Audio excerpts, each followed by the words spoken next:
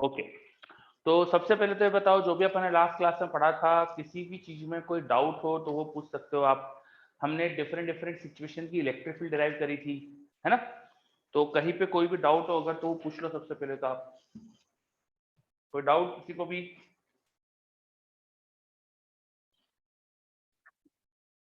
चलो, तो कोई भी डाउट नहीं दिख रहा मुझे।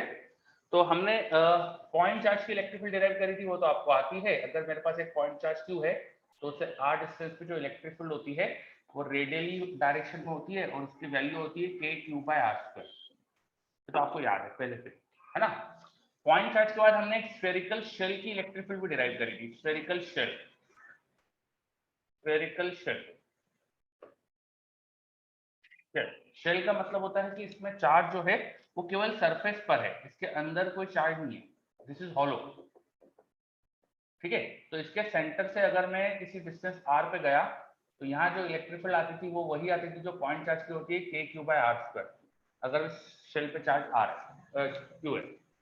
और पोटेंशियल, बाहर जो पोटेंशियल आता था किसी पॉइंट पे, तो वही आता था जो पॉइंट चार्ज की वजह से क्रिएट होता है। यहाँ पर भी पोटेंशियल के क्यू बाय आर ही लिखते थे अपन, और यहाँ भी पोटेंशियल सेम ही आता है। स्फेरिकल शेल के बाहर भी पोटेंशियल वही आता है। ठीक है, एक डाउट आया मेरे पास, अभी देखते हैं अपन। फिर अंदर आ जाए, अगर स्फेरिकल शेल के अंदर के किसी पॉइंट पे देखें, यहाँ कहीं देखें, तो अंदर के पॉइंट पे इलेक्ट्रिक फील्ड तो जीरो होती है, ई इनसाइड, और यहाँ जो पोटेंशियल होता है वो वही होता है जो सरफेस का होता है, K Q by are. Surface का पोटेंशियल, अगर इसकी रेडियस आर थी तो इसकी सरफेस पे जो पोटेंशियल होगा, इसकी सरफेस पे पोटेंशियल आ जाता है K Q by are. Exact यही पोटेंशियल होता है अंदर, जो स्फीयर की सरफेस का पोटेंशियल एग्जैक्ट वही अंदर हो जाता है। पूरे वॉल्यूम में इनसाइड स्फीयर हमेशा कांस्टेंट पोटेंशियल मिलता है। इसके हमने ग्राफ भी बनाए थे। ठीक है, अंदर इलेक्ट्रिक फील्ड जीरो है तो पहले जीरो, उसके बाद फिर अचानक से सरफेस पे electric field K Q by R square, उसके बाद inversely proportional to R square. और पोटेंशियल में भी बनाया था अपन ने, है ना? ये चीज अपन देख चुके थे। चलो, अब मैं डाउट देख लेता हूँ क्या लिखा था। Why can not electric field lines not have sudden breaks why are this continuous? आप खुद सोच सकते हो, गॉस लॉ से, गॉस लॉ से आप दिमाग लगाओ। अगर इलेक्ट्रिक फील्ड सडन ब्रेक हो जाएगी तो क्या होना चाहिए, है ना? और वेदांत, मतलब जो क्वेश्चन है वो 100% कंप्लीट नहीं है आपका। क्वेश्चन ये होना चाहिए था कि इलेक्ट्रिक फील्ड लाइन किसी स्पेस में, फ्री स्पेस में कंटिन्यूअस होगी, फ्री स्पेस में कंटिन्यूअस होगी। ठीक है, मॉड्यूल में लिखा है कि प्लेट के अक्रॉस दोनों साइड गॉसियन सरफेस लेने का कोई स्पेसिफिक रीजन है? हमने प्लेट की इलेक्ट्रिक फील्ड डिराइव नहीं करी है, मैंने आपको सरफेस की डिराइव कराई थी, है ना? मैं थोड़ा सा रिकैप कर दूं फिर आपको समझ में आएगा। स्फेरिकल शेल मैंने ली थी। अच्छा, स्फेरिकल शेल में इंपॉर्टेंट था कि यूनिफॉर्मली चार्ज है। यहाँ पे ये कंडीशन भी होना चाहिए थी, यूनिफॉर्मली चार्ज, यूनिफॉर्म चार्ज। अगर यूनिफॉर्मली चार्ज नहीं होती ना तो मैं इसका इलेक्ट्रिक पोटेंशियल नहीं लिख पाऊंगा, है ना? ये ध्यान रखिएगा। ठीक है, यूनिफॉर्मली चार्ज शेल चाहिए मुझे। उसके बाद नेक्स्ट चीज पढ़ी थी अपन ने, uniformly charge solid sphere. Uniformly charge solid sphere, है ना? This is solid uniform charge sphere. इसकी इलेक्ट्रिक फील्ड और पोटेंशियल निकाला था। सो इसके सेंटर से आर डिस्टेंस पे बाहर जाते हैं तो फिर से वही पॉइंट चार्ज वाली चीज हो जाती है, इलेक्ट्रिक फील्ड हो जाती है K Q by R square, और पोटेंशियल हो जाता है वही K Q by R, where Q is the total charge on this sphere, total charge on this sphere. ठीक है, लेकिन जब अंदर जाते हो तो अंदर किसी पॉइंट पर अगर आपको लिखना है सेंटर से स्मॉलर डिस्टेंस पे, तो यहाँ इलेक्ट्रिक फील्ड का जो मैग्नीट्यूड था वो आया था rho R by 3 epsilon not. मतलब रो के टर्म में लिखो, और चार्ज के टर्म में लिखोगे तो K Q small R upon R Q. दोनों फॉर्मूले इजी है, याद कर सकते हो आप। पोटेंशियल का थोड़ा सा कॉम्प्लिकेटेड फॉर्मूला होता है, वो हो जाता है 3k⁴/2r, सरफेस के पोटेंशियल का जस्ट 3/2 टाइम, माइनस k⁴r²/2r³। ये पोटेंशियल आया था अंदर के किसी पॉइंट पे पोटेंशियल। ठीक है, तो यूनिफॉर्मली चार्ज सॉलिड स्फीयर में थोड़ा सा पोटेंशियल का फॉर्मूला डिफिकल्ट था। यस, एंड इसको अगर मैं नॉन कंडक्टिंग था ये, इसको नॉन कंडक्टिंग ये होना चाहिए, कंडक्टिंग ले लेता तो क्या हो जाता? अगर मेरे पास ये कंडक्टिंग स्फीयर होता तो क्या कर देते? स्फेरिकल शेल, यस, है ना? Spherical shell. अगर ये कंडक्टिंग होता तो स्फेरिकल शेल बन जाती वो, तो उसका जो आंसर थे वो कंडक्टिंग स्फेयर में हो जाता। पर अगेन उसको भी यूनिफॉर्मली चार्ज लेना चाहिए, वो ऐसा होना चाहिए कि सब तरफ चार्ज यूनिफॉर्म डिस्ट्रीब्यूटेड है। नॉन यूनिफॉर्म डिस्ट्रीब्यूशन में अपन दिक्कत आती है हमको लिखने में। ठीक है, चलो अब आगे बढ़ते हैं। तो ये अपन ने स्फेयर वाले सिमेट्रिक चीजें लिखी थी। इसके बाद फिर मैंने आपको बताया था रॉड की इलेक्ट्रिक फील्ड। कौन सी रॉड? किसी भी रॉड की नहीं बोली थी, इनफाइनाइट रॉड की बोली थी, और वो भी यूनिफॉर्म चार्ज होने चाहिए, है ना। ये अब अंडरस्टूड यूनिफॉर्म चार्ज है, बार बार मैं लिखूंगा नहीं। तो रॉड से आर डिस्टेंस पे जाके इलेक्ट्रिक फील्ड आती थी हमारी 2k लैम्डा बाय आर। यहाँ पोटेंशियल नहीं लिखते अपन, क्योंकि पोटेंशियल लिखना नहीं आता अपन को। इसका पोटेंशियल डिफरेंस लिख सकते हैं। 2 पॉइंट अगर किसी ने दे दिए तो पोटेंशियल डिफरेंस लिख सकते हो, है ना। वो आपको एक बार कराया अपन ने, तो अब मैं वो यहाँ लिखने ना आपको याद है। फिर अपन ने पढ़ा था hollow cylinder, infinite long hollow cylinder. एक हॉलो सिलेंडर, ये अंदर से खोखला है, ठीक है, और केवल इसकी सरफेस पे चार्ज है। तो इसमें मैंने लैम्डा दिया था आपको। इसकी लेंथ तो बहुत बड़ी है, पर इस पर जो यूनिफॉर्म चार्ज डेंसिटी है ना वो लैम्डा है पर यूनिट ही, ठीक है। तो इसके एक्सिस से, इस सिलेंडर के एक्सिस से अपन किसी डिस्टेंस पे जाते हैं, आर डिस्टेंस पे, तो यहाँ इलेक्ट्रिक फील्ड वही आती है जो रॉड की होती है 2k लैम्डा बाय आर। और अंदर देखते हो तो 0, ई इनसाइड 0, हॉलो सिलेंडर के अंदर इलेक्ट्रिक फील्ड 0, ठीक है। तो ये भी अपन ने देखा था लास्ट क्लास में। उसके बाद फिर मैंने इसे सॉलिड कर दिया था, इसे हमने सॉलिड कर दिया था, सॉलिड सिलेंडर। यूनिफॉर्मली चार्ज है, ऑफ कोर्स, है ना, वो हर बार मैं बोल नहीं रहा हूँ, अंडरस्टूड ये यूनिफॉर्मली चार्ज है। हम सिमेट्रिक सिचुएशन की कर पाते तो यूनिफॉर्म चार्ज होना यहाँ पे तो जरूरी हो जाता हमारे लिए, ठीक है। तो इसके एक्सिस पे जो इसके एक्सिस से आर डिस्टेंस की जो इलेक्ट्रिक फील्ड थी वो फिर से वही 2k लैम्डा बाय आर होती है। अब अंदर चार्ज डेंसिटी रो है और वहां तो लैम्डा लिख रहा हूं मैं, तो लैम्डा को रो में कन्वर्ट कर सकते हो। लैम्डा क्या होता है? Charge per unit length. तो चार्ज हो जाएगा, मान लो इसकी रेडियस आर थी, लेंथ एल थी, तो rho into pi R square into L, ये हो जाएगा चार्ज बाय लेंथ कर दो, तो ये आ गया charge per unit length. Charge per unit length upon R कर दो, तो ये आ गया इलेक्ट्रिक फील्ड, है ना। आपके कोई डाउट आ रहा है, बट मैं ये कंप्लीट कर लूँ फिर मैं देखता हूँ। और अंदर किसी पॉइंट पे देखना होगा हमको इलेक्ट्रिक फील्ड, तो अंदर यहाँ फॉर्मूला आ रहा था rho R by 3 epsilon 2 epsilon. Sphere में आता था rho R by 3 epsilon naught, यहाँ आता है rho R by 2 epsilon naught, है ना। ये भी कंप्लीट कर लिया था अपन ने। एक चीज और कंप्लीट करी थी हमने, हमने infinite large charge surface, infinite large charge surface, इस पे सिग्मा चार्ज डेंसिटी, इसकी इलेक्ट्रिक फील्ड भी डिराइव कर दी थी। इसमें सिग्मा चार्ज डेंसिटी, इसकी इलेक्ट्रिक फील्ड भी डिराइव कर दी। तो ये इलेक्ट्रिक फील्ड कांस्टेंट आती है, इस प्लेट के बिल्कुल परपेंडिकुलर डायरेक्शन में आती है ना। और कितनी आती है? Sigma bye 2 epsilon not. हाँ, इसमें ध्यान रखना है, this is just single surface, एक सिंगल सरफेस ही है, ठीक है। एक सिंगल सरफेस जिसपे सिग्मा चार्ज डेंसिटी है, ये वो है, उसकी वजह से आगे पीछे दोनों तरफ इलेक्ट्रिक फील्ड सेम आती है, सिग्मा बाय 2 एप्सिलॉन नॉट। चलो, तो ये अपन चीजें देख चुके थे। अब आपके कुछ डाउट थे? मेरे पास एक सहज का डाउट आया, वाई लेमडा वॉज टेकन। तो लेमडा लेने में समस्या क्या है यहाँ पे? लेमडा क्या थी? Charge per unit length. ये इनफाइनाइट लॉन्ग है, तो इसकी मैंने यूनिट लेंथ काटी। भाई सिलेंडर की मैं यूनिट लेंथ कट कर सकता हूँ, तो यूनिट लेंथ पे जो भी चार्ज है उसको लेमडा बोल दिया अपन ने, है ना। मतलब मुझे क्वेश्चन समझ नहीं आ रहा है कि वाई क्यों लेमडा लेने में समस्या क्या है, लेमडा ले सकते हैं अपनी इच्छा, ठीक है। यूनिफॉर्मली चार्ज स्फीयर, हाँ एक केविटी वाला भी देखा था, वो देखेंगे अपन अभी बाद में, जस्ट सेकेंड। और कुछ डाउट थे? यूनिफॉर्मली चार्ज स्फीयर में वहां नीचे कैपिटल आर आना चाहिए ना? नीचे कैपिटल आर आना चाहिए कि कहाँ पर? अच्छा, ये वाला कैपिटल आर होना चाहिए, सही बात है। ये सरफेस के पोटेंशियल का 3/2 टाइम्स है, तो कैपिटल आर आता है। यू आर करेक्ट, मेरे से मिस्टेक भी लिखने में, yes this was capital R. और कुछ लिखा हुआ है क्या?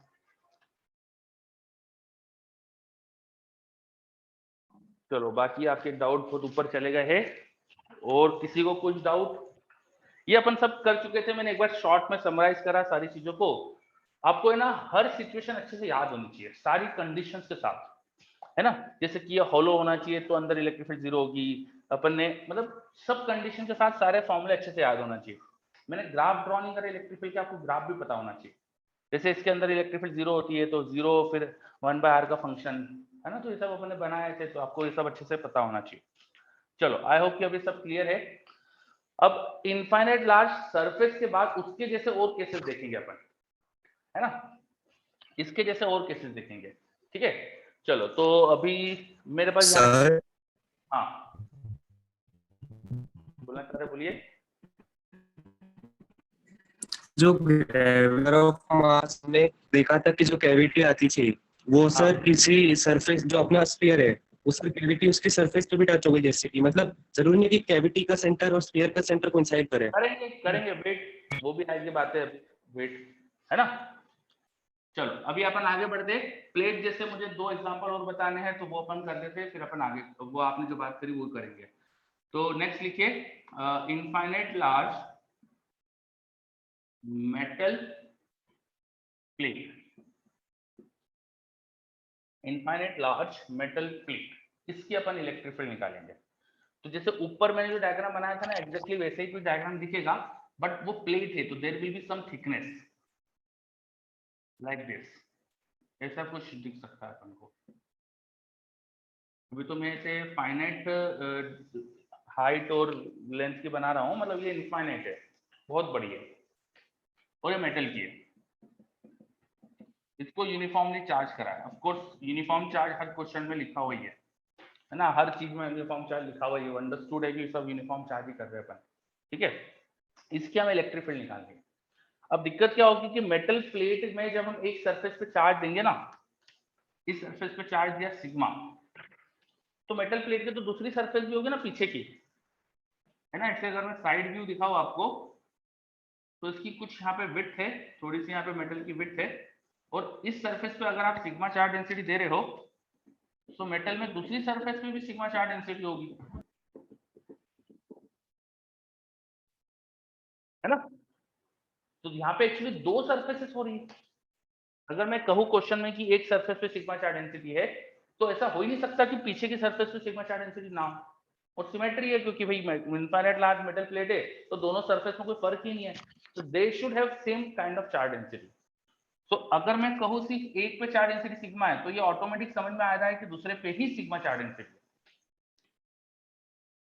अब इस सिस्टम की वजह से कोई इलेक्ट्रिक फील्ड पूछे, तो हमने एक सरफेस की चार्ज डेंसिटी सिग्मा होने से उसकी इलेक्ट्रिक फील्ड तो पड़ी हुई है, हमें पता है कि एक सरफेस की वजह से कितनी इलेक्ट्रिक फील्ड आती है, और यहाँ 2 सरफेस हो गई है।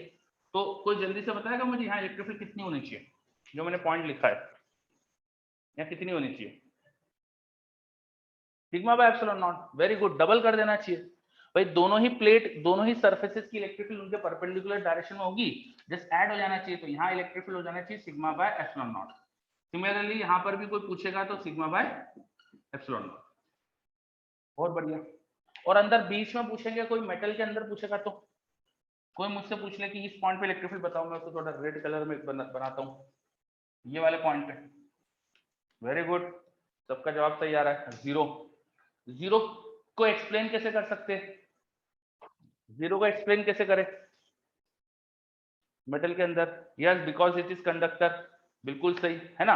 और एक और चीज से एक्सप्लेन कर सकते हैं भाई, 2 प्लेट है और मैं एकदम बीच में जब खड़ा हूं, तो इस सरफेस की इलेक्ट्रिक फील्ड इस डायरेक्शन में, इस सरफेस की इलेक्ट्रिक फील्ड इस डायरेक्शन में, तो 2 सरफेसेस थी, दोनों की electric field equal and opposite, तो नेट जीरो, है ना। ऐसा भी बोल सकते हैं अपन, ठीक है। और एक तरह से why there will be equal charge density, अगर कोई बोले कि सिग्मा दोनों सरफेस पे इक्वल क्यों होगा, प्रूव करो। कोई पूछे आपसे कि सिग्मा इक्वल क्यों होगा, प्रूव करो, तो आप बोल सकते हो ठीक है, आप मत मानो कि सिग्मा इक्वल है। अगर सिग्मा अनइक्वल होगा ना, तो बीच में इलेक्ट्रिक फील्ड आ जाएगी। अगर सिग्मा अनइक्वल होता तो बीच में इलेक्ट्रिक फील्ड आ जाती, क्योंकि एक सरफेस से सिग्मा 1 बाय एप्सिलॉन नॉट, दूसरी से सिग्मा 2 बाय एप्सिलॉन नॉट, और दोनों का रिजल्टेंट बीच में कुछ आ जाता अगर सिग्मा इक्वल नहीं होते तो अगर आपसे कोई बोले कि प्रूव दैट कि मेटल की प्लेट की दोनों सरफेस पे इक्वल चार्ज डेंसिटी होगी, तो हम ऐसे प्रूव कर सकते हैं। Is this point clear?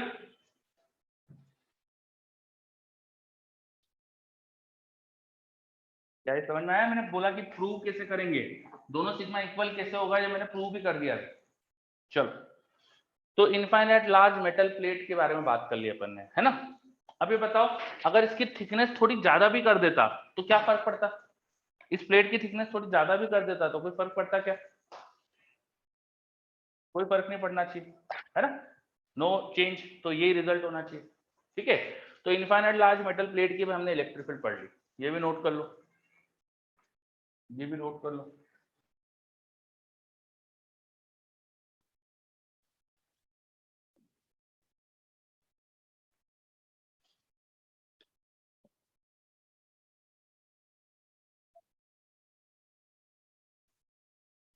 अच्छा, इसको कभी कभी गॉस लॉ से प्रूव करने का बोलते हैं लोग, स्कूल में इसे गॉस लॉ से प्रूव करने का बोलते हैं। तो इसे गॉस लॉ से प्रूव करने के लिए क्या करना, एक ऐसी गॉसियन सरफेस ले लेना, मैं ग्रीन कलर से बनाता हूँ। गॉसियन सरफेस कुछ इस तरह की ले लेना। ये सिलेंडर है, जो साइड से दिखाया है मैंने तो आपको एक रेक्टेंगल दिख रहा है ना। वो 3D में यहाँ पर देखोगे तो आपको ऐसा सिलेंडर दिख सकता है, एक ऐसा सिलेंडर है। सिलेंडर की जो पीछे की साइड है वो एकदम मेटल के अंदर है ना, एक सिलेंडर जैसा है इस तरह से। और फिर वही अपना पूरा जो इस सरफेस की इलेक्ट्रिक फील्ड डिराइव करेंगे ना, वैसे ही कर देना। अब इस सिलेंडर की एक सरफेस मेटल के अंदर है तो वहां तो इलेक्ट्रिक फील्ड 0 होगी, केवल एक से फ्लक्स जाएगा, तो उसको डिराइव करके सिग्मा बाय एप्सिलॉन आ जाएगा, ठीक है। इसका डेरिवेशन हमने देखा ही था। चलो,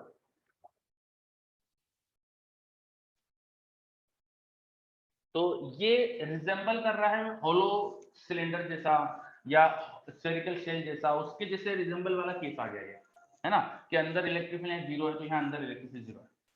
तो इनके रिजेंबलेंस का भी एक केस होता है वहां पर प्लेट में, जैसे सॉलिड यूनिफॉर्मली चार्ज स्फीयर के अंदर भी इलेक्ट्रिक फील्ड थी, सॉलिड सिलेंडर नॉन कंडक्टिंग या उसके अंदर भी इलेक्ट्रिक फील्ड थी।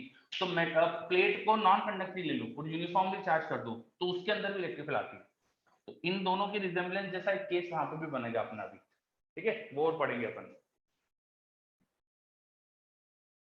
चलो, मेरे पास एक डाउट आया है कि डिफरेंट चार्ज डेंसिटी वाला केस बता दूं। मैंने बोला था कि यहाँ पर charge density, surface charge density sigma should be equal, sigma should be equal, because if sigma is unequal तो बीच में, दोनों सरफेसेस के बीच में, दोनों की वजह से इलेक्ट्रिक फील्ड अपोजिट रहेगी और अनइक्वल होगी। सिग्मा अलग तो इलेक्ट्रिक फील्ड अलग, सिग्मा बाय 2 एप्सिलॉन नॉट होती है, सिग्मा अलग तो इलेक्ट्रिक फील्ड अलग, तो नेट 0 कैसे होगी? सिग्मा इक्वल होगा तभी मेटल के अंदर इलेक्ट्रिक फील्ड 0 हो पाएगी, ठीक, क्लियर? चलो, आई होप क्लियर है। अब इससे नेक्स्ट केस अपन देखते हैं, थोड़ा यहाँ मुझे स्पेस बनाना है तो मैं हटा रहा हूँ ये सब।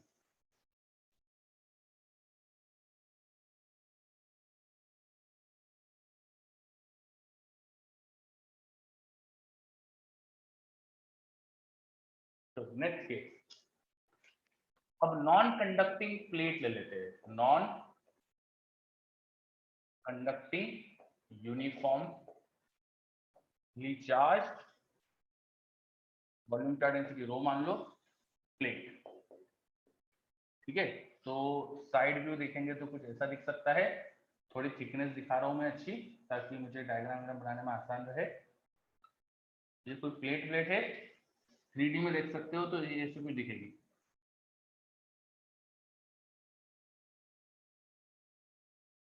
ठीक है। एक पर ये बहुत बड़ी लेना है, तो इसकी जो ये साइड्स है ना, ये एक्चुअली इन्फिनिटी पे जा रही है, ये फिक्स नहीं है, ये इन्फिनिटी पे जा रही है, ठीक है। और इसके पूरे मटेरियल के अंदर चार्ज है, वॉल्यूम चार्ज डेंसिटी रो है। तो ये एक्चुअली बहुत बड़ी प्लेट है, इसकी सारी साइड्स ये इन्फिनिटी पे जा रही है, ठीक है। और इसके अंदर वॉल्यूम चार्ज डेंसिटी रो, थिकनेस कुछ मान लेते हैं, ये थिकनेस मैंने मान ली टी थी, टी थिकनेस की एक थिक प्लेट है ना, एक प्लेट है, नॉन कंडक्टिंग है, पूरे के अंदर चार्ज है। चलो, सिचुएशन क्लियर। ये जो प्लेट थी इसको बस मैंने नॉन कंडक्टिंग करके अंदर भी चार्ज डाल दिया, पूरे यूनिफॉर्म वॉल्यूम में चार्ज है ना। अब इसकी इलेक्ट्रिक फील्ड डिराइव करते हैं, तो सिमेट्री है, ये इनफाइनाइट लार्ज है, तो हमको समझ में आ रहा है कि जो इसकी इलेक्ट्रिक फील्ड होगी वो इसके एकदम परपेंडिकुलर डायरेक्शन में होना चाहिए और ऊपर नीचे जाने पे एक जैसे दिखना चाहिए। मैं अगर साइड व्यू से दिखाऊं, ये साइड व्यू था, इसको साइड से देखने पे ऐसा दिख रहा था, तो मैं अगर इस पॉइंट पे इलेक्ट्रिक फील्ड पूछता तो ऊपर नीचे इनफाइनाइट प्लेट होने की वजह से यहाँ इलेक्ट्रिक फील्ड होना चाहिए प्लेट के परपेंडिकुलर इधर, और थोड़ा ऊपर या थोड़ा नीचे जाने पे कोई फर्क नहीं पड़ना चाहिए, बिकॉज ये तो इनफाइनाइट प्लेट है। तो इन तीनों पॉइंट में इलेक्ट्रिक फील्ड आइडेंटिकली दिखना चाहिए। इनफैक्ट मैं इस प्लेट के पैरेलल यहाँ पे मूव करूं तो मुझे इलेक्ट्रिक फील्ड चेंज होते नहीं दिखना चाहिए। बिल्कुल वैसे ही लॉजिक जैसा कि अपन ने सरफेस पे दिया था, है ना, सेम लॉजिक से ऊपर नीचे इलेक्ट्रिक फील्ड सेम। अब गॉसियन सरफेस ले लेते हैं।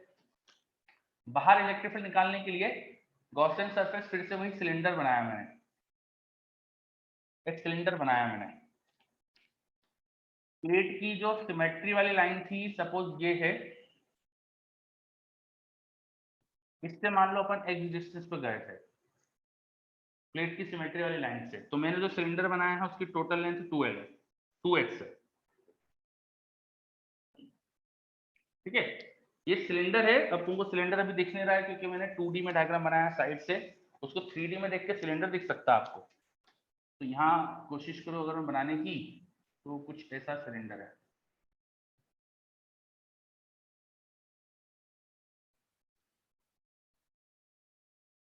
ठीक है, और ये पीछे भी जा रहा है। समझ में आया?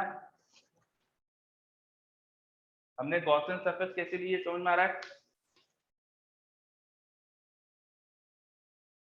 ठीक है, Gaussian surface is a cylinder. वो सिलेंडर इस तरह का है, इस तरह से अगर ये हमारी प्लेट थी लाइक दिस, तो सिलेंडर कुछ ऐसा है। समझ पा रहे हो? इसमें कोई भी डाउट प्लीज? चलो सबको क्लियर हो रहा है, बहुत बढ़िया। अब यूनिफॉर्म इलेक्ट्रिक फील्ड इधर की तरफ और उधर की तरफ होगी, है ना, इन दोनों सेम डिस्टेंस पे पॉइंट लिए तो इलेक्ट्रिक फील्ड एक जैसी होगी। अगर यहाँ इलेक्ट्रिक फील्ड ई बोलो तो यहाँ भी ई होगी, ठीक है। ये एरिया अगर एस कहा तो इससे फ्लक्स हो जाएगा ई इंटू एस दोनों जगह से, और यहाँ पर एरिया वेक्टर और इलेक्ट्रिक फील्ड वेक्टर परपेंडिकुलर हो गए कर्व सरफेस पे। तो मेरे गॉसियन सरफेस से जो टोटल फ्लक्स होगा वो होना चाहिए था flux through curve surface area plus 2 time flux through plain area.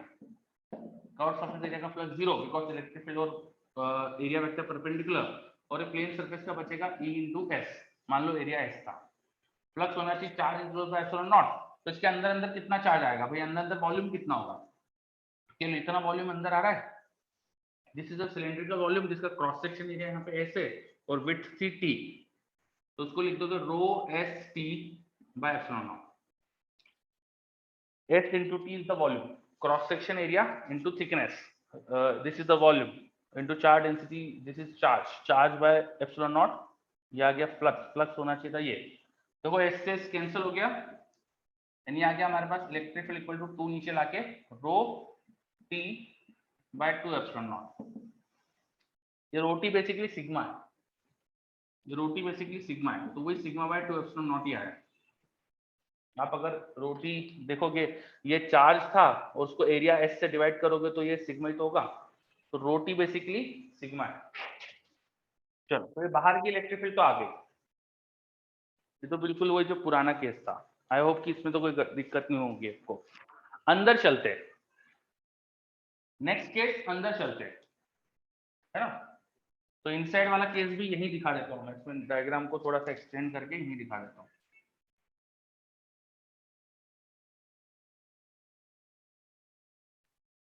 चलो जब अंदर इलेक्ट्रिक फील्ड निकालेंगे तो मैं अंदर अंदर गॉसियन सरफेस लूंगा लाइक दिस। यहीं पे इसको 3D बनाने की कोशिश करता हूँ, तो ऐसा गॉसियन सिलेंडर है, ठीक है। सिमेट्री वाले एक्सिस से x डिस्टेंस पे गया तो उसकी टोटल लेंथ होनी चाहिए 2x, टोटल लेंथ होनी चाहिए थी 2x। यहाँ पे थिकनेस मैंने t ली थी। सिमेट्री के लॉजिक से यहाँ भी इलेक्ट्रिक फील्ड कर्व सरफेस से फ्लक्स 0 बनाएगी, केवल प्लेन सरफेस से बनाएगी। तो इसमें टोटल फ्लक्स अगर लिखोगे, फिर से वही सारी कहानी लिख के 2es डायरेक्ट लिख देता हूँ। चार्ज इंक्लोज क्या होगा इसके अंदर? इसमें rho into area into 2x, width 2x से तो इतना ही चार्ज होगा। ये चार्ज इंक्लोज समझो अच्छे से कैसे लिखा मैंने।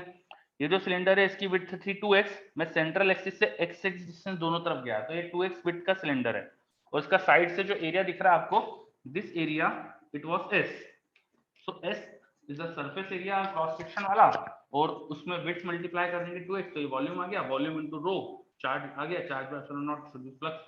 तो देखो 2s और 2s कैंसिल हो गया, तो अब की बार हमारे पास ये आ गया rho x by epsilon naught, rho x by epsilon naught. आ रहा समझ में ये?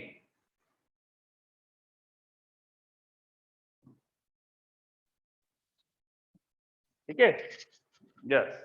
तो अब ये जो इलेक्ट्रिक फील्ड है देखो x के प्रोपोर्शनल है, ये x के प्रोपोर्शनल है, इसका मतलब मैं सेंट्रल एक्सिस से जितना दूर जाऊंगा इलेक्ट्रिक फील्ड बढ़ते जाएगी। तो यहाँ इलेक्ट्रिक फील्ड 0 और इसके आगे आगे धीरे धीरे बढ़ रही है, x 0 पे इलेक्ट्रिक फील्ड 0, एकदम सेंट्रल एक्सिस पे इलेक्ट्रिक फील्ड 0, उसका धीरे धीरे बढ़ रही है, सरफेस पे आके ये मैक्सिमम हो जाएगी रो t बाय 2 एप्सिलॉन नॉट, और फिर कांस्टेंट ना। अब तुम इसके अंदर इलेक्ट्रिक फील्ड का ग्राफ देखो, अगर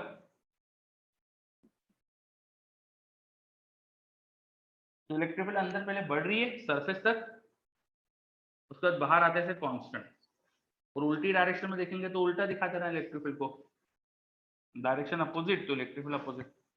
ये मैंने नीचे ग्राफ भी बना दिया इलेक्ट्रिक फील्ड का, मैंने ग्राफ भी बना दिया है इलेक्ट्रिक फील्ड का, अंदर proportional to the distance from the central axis, उसके बाद बाहर आके कांस्टेंट, बाहर आके कांस्टेंट हो गई सिग्मा बाय 2 एप्सिलॉन नॉट या rho T by 2 epsilon not.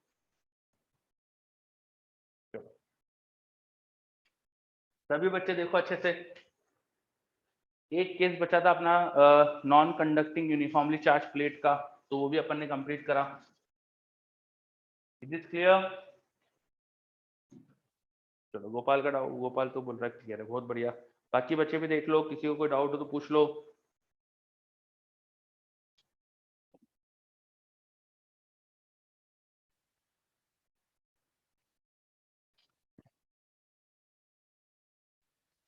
चलो, तो अब जिन जिन केसेस की हमें इलेक्ट्रिक फील्ड डिराइव करनी थी वो सब अपन कर चुके हैं, और काफी सिमेट्री है, काफी एनालॉजी दिख रही है अपन को, है ना। तो ये सारे अगर जितने भी डेरिवेशन देखे ना अपन ने सबको, जैसे पहले बोर्ड पे मैंने सब एक साथ बना दिए थे, तो ऐसे एक साथ बना के याद रखना। मैंने ग्राफ नहीं बनाए थे इलेक्ट्रिक फील्ड के, ग्राफ भी बनाना साथ में, तो किसी टेबल जैसी बना लेना, बढ़िया है ना, तो उसमें याद रखना आसान होता है। अच्छा, अब इसके बाद ये कंप्लीट करने के बाद सोहम पूछ रहा है नॉन कंडक्टिंग सॉलिड बॉडीज में वेरिएशन लीनियर ही होगा क्या? भाई अभी तक तो ऐसे ही आया है, अभी तक तो जितने भी अपन ने केसेस लिए उनमें ऐसे ही आया है। हम 3 केस को देख के जनरलाइज नहीं कर सकते कभी भी कि सब में ऐसा होगा, है ना। ये अपन की हम सबकी आदत होती है ह्यूमंस की, ये गलत है कि हम 2-3 केसेस को देख के सबके लिए वही चीज मान लेते, तो ये ऐसा नहीं करना चाहिए, ठीक है। मतलब ये लाइफ में अपन को ध्यान रखना चाहिए, अगर कई बार कुछ तरह के इंसान 2-3 इंसान खराब निकल जाए तो अपन तो सारे उन इंसान को खराब मान लेते, तो ये भी अपन गलत करते, है ना। तो ऐसा कभी नहीं करना चाहिए। चलो, तो 3 केसेस में तो ऐसा हो रहा है, ये कंफर्म है, बाकी केसेस का हमने जब तक डिराइव नहीं करेंगे we will not say anything, ठीक। हाँ हाँ, बिल्कुल सही कुछ आ गया। आगे आगे बढ़ते हैं।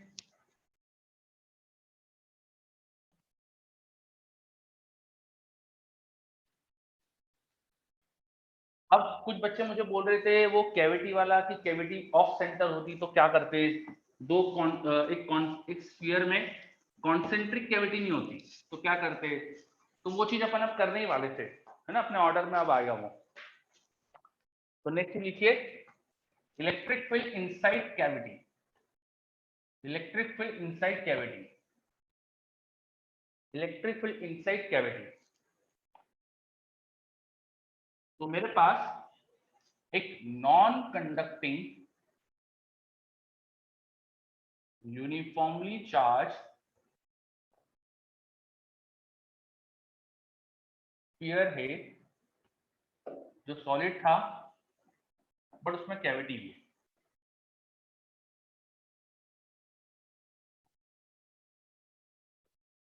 And it is very clear from diagram that this cavity center is not at the center of the sphere. तो स्फीयर का सेंटर यहाँ कहीं और कैविटी का सेंटर यहाँ कहीं, स्फीयर का सेंटर O, कैविटी का सेंटर को नाम दे दो चलो O डैश। स्फीयर की रेडियस R, कैविटी की रेडियस की जरूरत नहीं है मुझे, अभी आप चाहो तो लिख देना स्मॉल r, पर मुझे जरूरत नहीं फिलहाल। और इसके अंदर कोई रैंडम मैंने कैविटी के अंदर पॉइंट बना दिया है P। इस P पॉइंट पे हम चाहते हैं इलेक्ट्रिक फील्ड निकालना, ठीक है।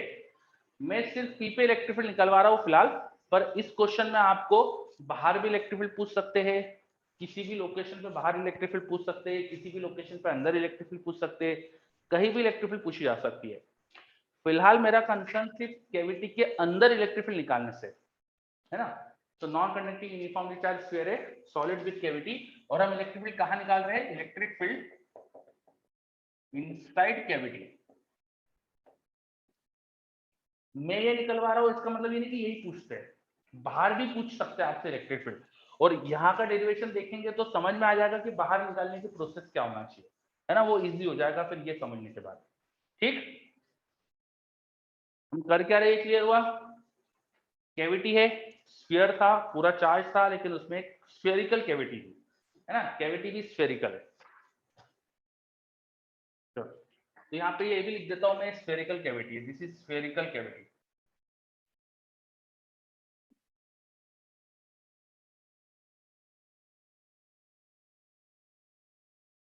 ओके, चलो अब इसको कैसे करें, कैसे निकाले अंदर इलेक्ट्रिक फील्ड? क्या कोई मुझे आइडिया देगा, कोई हिंट, कुछ लॉजिक, क्या कर सकता हूं मैं यहाँ? मेरे पास सॉलिड स्फीयर होता है तो उसकी इलेक्ट्रिक फील्ड आती है मुझे निकालते हैं, लेकिन सॉलिड स्फीयर में कैविटी कर दी किसी ने, तो क्या करूं मैं?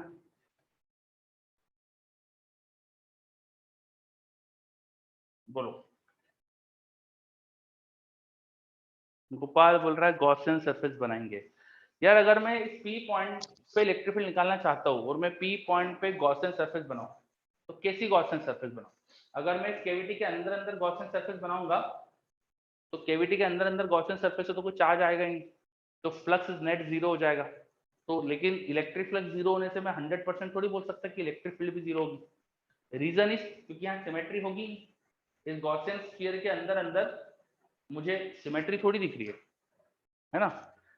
फिर एज्यूम कर लो, बहुत सारे बच्चे कुछ लिख रहे हैं नेगेटिव मास कॉन्सेप्ट जैसा कुछ, हाँ ये किसी बच्चे ने लिखा है, समय बोल रहा है consider a volume charge density is sum of positive and negative. Yes, total minus cavity sphere electric field, बिल्कुल सही। हाँ ये लॉजिक ज्यादा अच्छा है, ठीक है। तो ऐसा मान लेते हैं कि एक्चुअली मेरे पास पूरा स्फीयर था और उसमें से कैविटी वाला स्फीयर भी रख दिया किसी ने जिसमें नेगेटिव चार्ज डेंसिटी थी। तो सॉल्व करने के लिए पहले मैं यहाँ पे वॉल्यूम चार्ज डेंसिटी मान लेते हैं let rho is the volume charge density, volume charge density, ठीक है। वॉल्यूम चार्ज डेंसिटी रो मान ली। अब इस सिस्टम को आप सब जैसा बोल रहे हैं वैसा कर देता हूं मैं। आप बोल रहे हो कि इसको एक सॉलिड स्फीयर मानो, तो एक सॉलिड स्फीयर और बना लिया मैंने, अच्छा नहीं बना,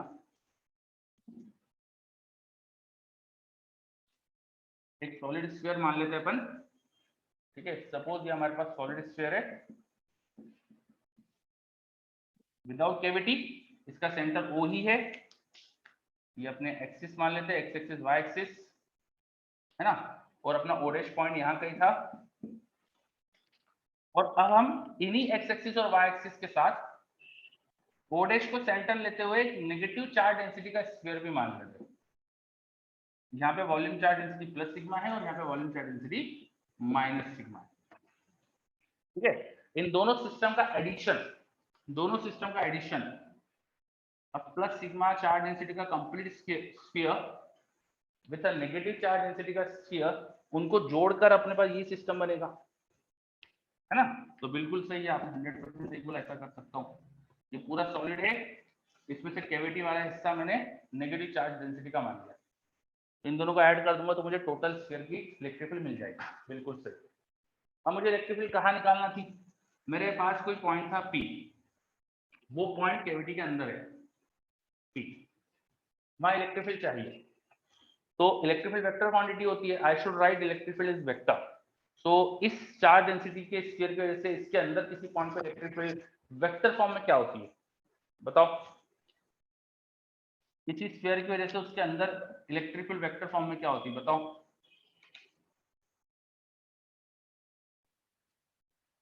के Q R by R cube. मेरे पास रो दिया है, देखो मैंने आपको रो दिया है, तो रो के टर्म में बताओ, रो के टर्म में बताओ।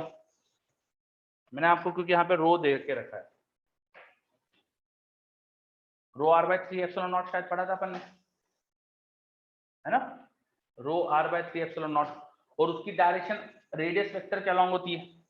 तो due to this sphere P point पे जो इलेक्ट्रिक फील्ड होगी वो होगी इस डायरेक्शन में अलॉन्ग ओपी, और वो होगी rho OP vector by 3 epsilon not. ठीक है, due to a complete sphere, solid sphere की वजह से पी पर इलेक्ट्रिक फील्ड याद है। और फिर पी डैश पी पॉइंट पर ओ डैश की वजह से जो इलेक्ट्रिक फील्ड होगी वो नेगेटिव चार्ज डेंसिटी होने की वजह से इधर की तरफ हो जाएगी minus rho OP vector O dash P vector by 3 epsilon not. दूसरे स्फीयर की वजह से उसका सेंटर ओ डैश है तो वहां ओ डैश पी वेक्टर लिखेंगे। सही है। अब net electric field inside cavity at P हो जाएगी पहले स्फीयर की वजह से rho OP vector by 3 epsilon naught plus दूसरे की वजह से थी minus O dash P vector by 3 epsilon naught. इन दोनों सिस्टम का एडिशन करके मुझे ये सिस्टम मिल रहा था, तो दोनों के इलेक्ट्रिक फील्ड ऐड करके मुझे इस सिस्टम की इलेक्ट्रिक फील्ड आ जाएगी। मैंने चार्ज डेंसिटी को भी साइन पुट कर दिया। ठीक है, जरा ध्यान से देखो यहाँ पर ये rho by 3 epsilon not common आ रहा है, अंदर आ रहा है OP vector minus O dash P vector, OP vector minus O dash P vector. इसका मतलब क्या है, OP vector minus O dash P vector का मतलब क्या होगा, triangle law of vector addition से सोचो, what is this, OP vector and O dash P vector. मैं 3 पॉइंट अगर आपको दिखाऊं या साइड में, ये पॉइंट ओ, ये पॉइंट ओ डैश, यहाँ कहीं पॉइंट था पी, आपको लिखना है ओपी वेक्टर और उसमें ओ डैश पी वेक्टर को नेगेट करना है, तो माइनस ओपी वेक्टर को माइनस करना है या उसमें पी से ओ डैश वेक्टर को जोड़ना है, this plus this, O dash vector मिल जाएगा। ओ डैश वेक्टर इस OP vector plus P O dash vector, P O dash vector को मैं उल्टा लिख सकता हूं माइनस साइन लगा के,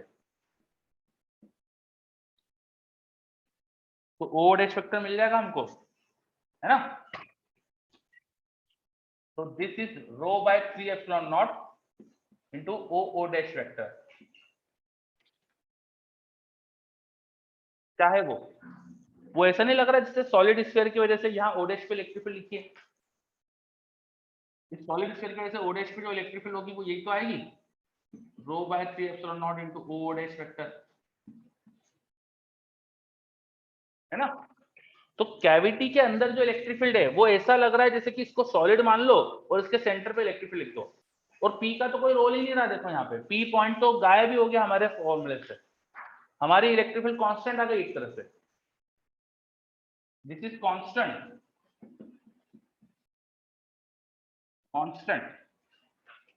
So within a sphere, if a spherical cavity is made, then the electric field inside the spherical cavity is constant, and that electric field is equal to the electric field by complete solid sphere at the center of cavity. Complete solid sphere की वजह से cavity के centre पे जो electric field बनती है वही electric field cavity के अंदर आ रही है ना। ये आपको सेंटेंस पूरा लिख लेना चाहिए, with in cavity electric field is constant and it's equal to electric field by complete solid sphere at center of cavity। ठीक है, पूरे सॉलिड स्फीयर की वजह से जो कैविटी के सेंटर पे इलेक्ट्रिक फील्ड बनती वही इलेक्ट्रिक फील्ड इस पूरी कैविटी में है, तो electric field inside cavity is constant, है ना। अगर यहाँ पर एक स्फीयर बना के उसमें स्फेरिकल कैविटी हो और कोई पूछे इसके सेंटर पे इलेक्ट्रिक, इसके अंदर इलेक्ट्रिक फील्ड कितनी है, तो आप बस इस पूरे सॉलिड स्फीयर की वजह से इसके सेंटर पे इलेक्ट्रिक फील्ड निकाल लो। अगर ये पॉइंट ओ है, ये पॉइंट ओ डैश है, ये डिस्टेंस अगर आपको मान लो ए पता है, तो अंदर इलेक्ट्रिक फील्ड मैग्नीट्यूड में कांस्टेंट होगी, सब तरफ एक जैसी इलेक्ट्रिक फील्ड लाइन एकदम पैरेलल लाइन दिखा देंगे। तो कितनी इलेक्ट्रिक फील्ड होगी यहाँ पर, रो ए बाय 3 एप्सिलॉन नॉट। अगर ए सेंटर्स के बीच की डिस्टेंस ए थी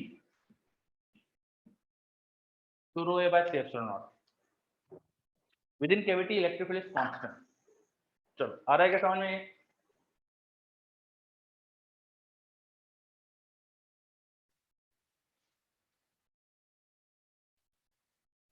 यस, वेरी गुड, बहुत बढ़िया।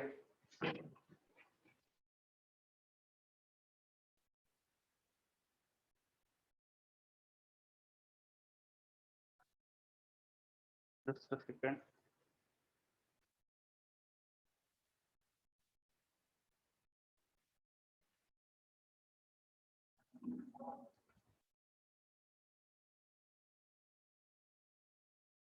ओके,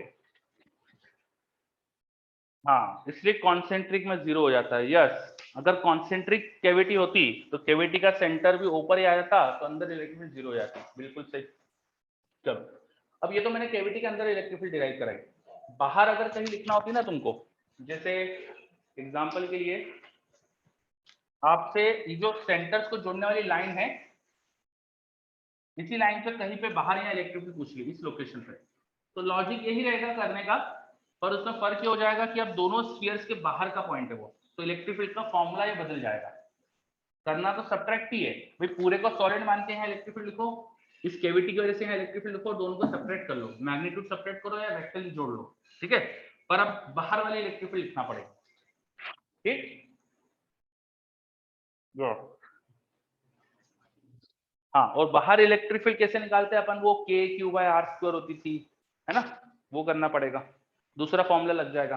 और उसमें एक और फर्क पड़ेगा, एक और चीज का चेंज आएगा, क्यू लिखना पड़ेगा, बॉडी पे चार्ज कितना वो लिखना पड़ेगा। तो इस पूरी बॉडी का चार्ज हो जाएगा रो इंटू इसकी वॉल्यूम 4/3 पाई आर क्यूब, और इसका चार्ज हो जाएगा रो इंटू इसका वॉल्यूम, ठीक है। तो थोड़ा सही से लिखना उसको, क्लियर? यस, और केविटी का नेगेटिव चार्ज आ जाएगा, सिंपल सी बात है ना, केविटी का चार्ज नेगेटिव लिखना है, इलेक्ट्रिक फील्ड वेक्टर लिख के जोड़ देना, सिंपल, ठीक। ओके, इसमें कभी कभी यहाँ भी इलेक्ट्रिक फील्ड पूछ सकते हो, इस पॉइंट पे, इस पॉइंट पे पूछेंगे तो पूरे स्फीयर की वजह से यहाँ इलेक्ट्रिक फील्ड तो इसी डायरेक्शन में आएगी, और केविटी की वजह से इलेक्ट्रिक फील्ड की जो डायरेक्शन होगी वो इधर का ही होगी, नेगेटिव चार्ज होने से इधर, तो इनका एडिशन ऐसा कुछ करना पड़ेगा, वेक्टर लिख जोड़ना पड़ेगा यहाँ पे, ठीक है। इस पूरे स्फीयर की वजह से यहाँ इलेक्ट्रिक फील्ड इधर, कैविटी की वजह से इलेक्ट्रिक फील्ड इधर, नेगेटिव चार्ज की वजह से उसकी तरफ आएगी, फिर इनका वेक्टर एडिशन करना पड़ेगा, तो वेक्टर एडिशन सही से करना। चलो, माधव को जवाब दे रहा है, माधव नहीं, दिस इज रॉन्ग, बिकॉज आपने मुझे बताया नहीं कि कहाँ निकाल रहे हो, है ना, तो जब तक मुझे लोकेशन स्पेसिफाई नहीं करोगे आंसर इज रॉन्ग, ठीक है। हर जगह अलग अलग होगा बेटा, डिफरेंट डिफरेंट पॉइंट पे अलग अलग होगा, इस पॉइंट पे अलग होगा, और इस एक्सिस पे पीछे के पॉइंट पे चले जाएंगे तो वहां भी अलग हो जाएगा, है ना, तो बहुत डिफरेंस क्रिएट होते हैं। ओके, तो आई थिंक ये पूरा अपना स्फीयर विथ कैविटी का कॉन्सेप्ट कंप्लीट है, हटा दो सब, sphere with cavity complete, very good, ये सब हटा रहा हूं मैं। अब बिल्कुल इसके जैसी पूरी कहानी, सेम पूरी चीज रिपीट होगी, देखो मेरे पास एक सॉलिड सिलेंडर है, आई हैव अ सॉलिड सिलेंडर, लेकिन उसमें एक सिलेंड्रिकल पोर्शन हमने काट के हटा रखा था, सॉलिड सिलेंडर का एक्सिस ये था, और उसमें मैंने एक सिलेंड्रिकल कैविटी बना रखी, उसका एक्सिस सिलेंडर के एक्सिस जैसा ही है, ये मेरा कैविटी का एक्सिस।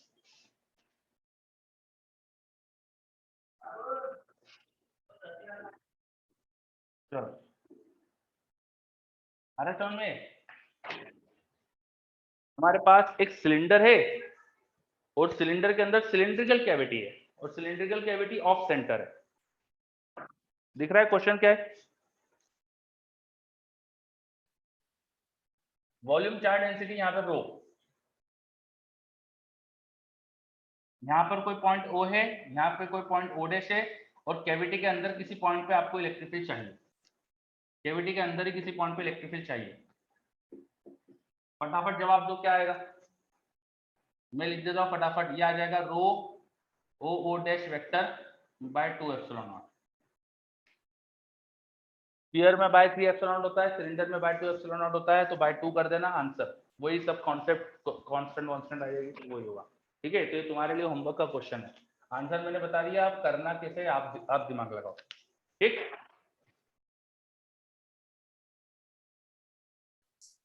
आंसर क्या मैंने बता दिया, अब करना कैसे है तुम दिमाग लगाओ, है ना।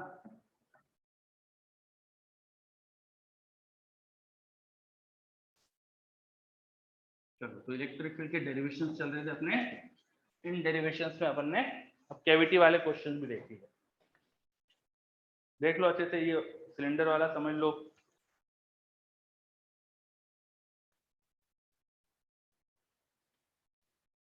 किसी को कोई भी डाउट सिलेंडर वाले क्वेश्चन में?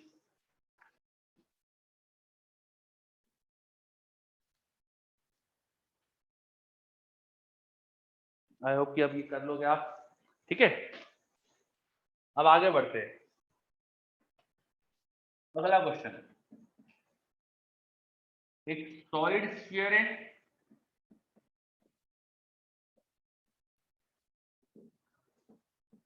With volume charge density rho equal to rho not R. Sphere की रेडियस आर एंड सेंटर से स्मॉलर डिस्टेंस पे जा रहे हो, तो यहां पर volume charge density rho not R है। ठीक है, it is vary with distance from centre.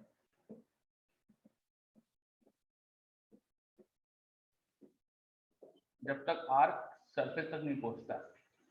ठीक है, तो अब की बार मैं आपको एक स्फीयर दे रहा हूं, यूनिफॉर्मली चार्ज नहीं है, इसके अंदर वॉल्यूम चार्ज डेंसिटी वेरिएबल है। Volume charge density rho not into small R. अगर आप ध्यान से देखें तो वॉल्यूम चार्ज डेंसिटी आर के साथ बढ़ रही है। सेंटर पे आर जीरो तो वॉल्यूम चार्ज डेंसिटी जीरो, और धीरे धीरे बाहर जाओगे तो चार्ज डेंसिटी बढ़ते जा रही है ना। तो वेरिएबल चार्ज डेंसिटी का मेरे पास एक स्फीयर है जिसकी रेडियस कैपिटल आर है।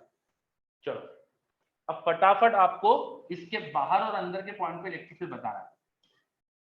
इसके बाहर कोई पॉइंट है ए, इसकी सेंटर से डिस्टेंस सेंटर ओ, तो सेंटर से डिस्टेंस मैं बता देता हूँ O A should equal to A, और इसके अंदर एक पॉइंट है B, O B equal to B. Find electric field at A and B in magnitude. Magnitude तो अंडरस्टूड ही, चलो रेडियल डायरेक्शन में होती है, करो try. I have a sphere with non-uniform charge distribution, but the charge distribution is spherical symmetric because it is dependent on the distance from center. और अब आपको इसके अंदर और बाहर दो पॉइंट दे दिए, एक अंदर एक बाहर, इन पे इलेक्ट्रिक फील्ड निकालना है। करो।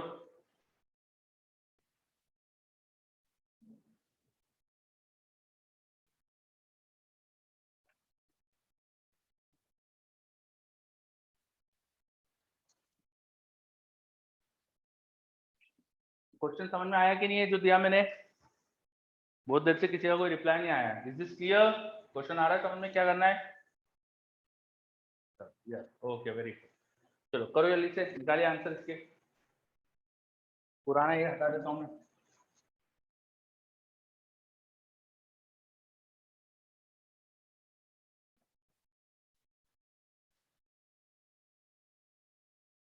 यस, तो हम यस, बिल्कुल सही माधव।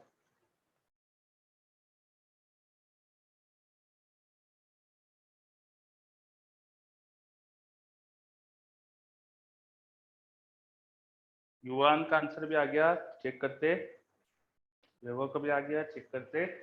अंदर और बाहर दोनों पॉइंट पे बताना है, तो आपको स्पेसिफाई करना चाहिए कि कहाँ बता रहे हो।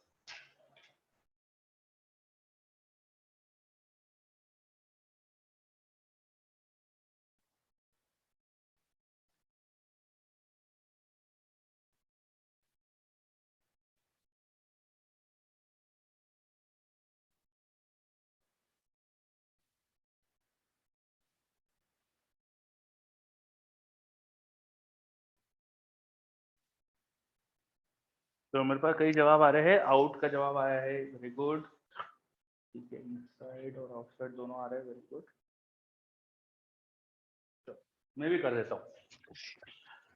बाहर बहुत आसान चीज हो जाती है, बाहर किसी भी स्फीयर के बाहर जब देखना है, और स्फीयर में जब ऐसा चार्ज डिस्ट्रीब्यूशन है जो स्फेरिकल सिमेट्रिक है, ये चार्ज डिस्ट्रीब्यूशन देखो सेंटर से डिस्टेंस पे डिपेंड कर रहा है। बस ये सेंटर से डिस्टेंस पे कांस्टेंट डिस्टेंस पे रखोगे, मतलब स्फेरिकल शेल बनाओगे तो एक जैसा चार्ज डेंसिटी आएगी। सेंटर से डिस्टेंस फिक्स रखते हुए अगर आप एक स्फीयर पे घूम जाओगे तो आपको चार्ज डेंसिटी ऐसे एक जैसा दिखेगी, तो यहाँ सिमेट्री रहेगी, स्फेरिकल सिमेट्री रहेगी। तो ऐसे सब सिचुएशन में बाहर का जो इलेक्ट्रिक फील्ड मिलती है वो सीधा सीधा के चार्ज जो भी टोटल होता है डिवाइड बाय ए स्क्वायर आ जाएगी, बाहर की इलेक्ट्रिक फील्ड, है ना। बस अब चार्ज टोटल निकालने की बात रहेगी, तो चार्ज टोटल निकालने के लिए आर रेडियस पे जाके डी आर बिट का स्फेरिकल शेल ले लेना। तो this total charge it should be integration volume charge density rho not into R into 4 pi R square D R. Total charge के लिए इसको 0 टू कैपिटल आर इंटीग्रेट कर देना। ये क्या लिखा है मैंने आर रेडियस पे जाके एक स्फेरिकल शेल बनाई डी आर विड्थ की, ये मैंने एक स्फेरिकल शेल बनाई डी आर विड्थ की। डी आर विड्थ की शेल के अंदर वॉल्यूम कितना होगा, it should B surface area into thickness. Surface area हो जाएगा 4 पाई आर स्क्वायर और थिकनेस डी आर, तो 4 pi R square D are का छोटा सा volume, volume into volume charge density, ये हो जाएगा छोटा सा चार्ज, छोटे से चार्ज को इंटीग्रेट करो तो पूरा चार्ज आ जाएगा। तो स्फीयर का पूरा चार्ज ऐसे निकल जाएगा, it should be 4 pi rho not R की पावर 3 का इंटीग्रेशन आर की पावर 4 बाय 4, ये आर की पावर 4 ये बच जाएगा, ये उठा के यहाँ लिख दो। तो pi rho not R to the power 4 के बाय ए स्क्वायर, ये आएगी बाहर की इलेक्ट्रिक फील्ड, बाहर की इलेक्ट्रिक फील्ड, ठीक है। और जब अंदर इलेक्ट्रिक फील्ड लिखना होगी तो गॉसियन सरफेस के अंदर अंदर वाला चार्ज चाहिए। आपको किसी बी पॉइंट पे इलेक्ट्रिक फील्ड लिखना है तो बी पॉइंट पे गॉसियन स्फीयर बनाएंगे और उसके अंदर अंदर चार्ज कितना आएगा वो लिखना पड़ेगा, है ना। यहाँ बी पॉइंट पे जो इलेक्ट्रिक फील्ड आएगी वो आ जाएगी के क्यू अंदर जो आ रहा है उसके डिवाइड बाय बी स्क्वायर। अब जो क्यू अंदर अंदर होगा वो 0 से बी तक इंटीग्रेशन हो जाएगा, तो 0 से बी इंटीग्रेशन करोगे तो लिख दो ना पाई रो नॉट बी की पावर 4 अपॉन बी स्क्वायर। ये 0 से बी लिमिट डालोगे तो ये बस आर के बदले बी आ जाएगा, तो बी से बी कुछ कैंसिल करके ये आ रहा है, देखो पाई के रो नॉट बी स्क्वायर, ये आ गया पॉइंट बी पे electric field and this is point A पे इलेक्ट्रिक फील्ड।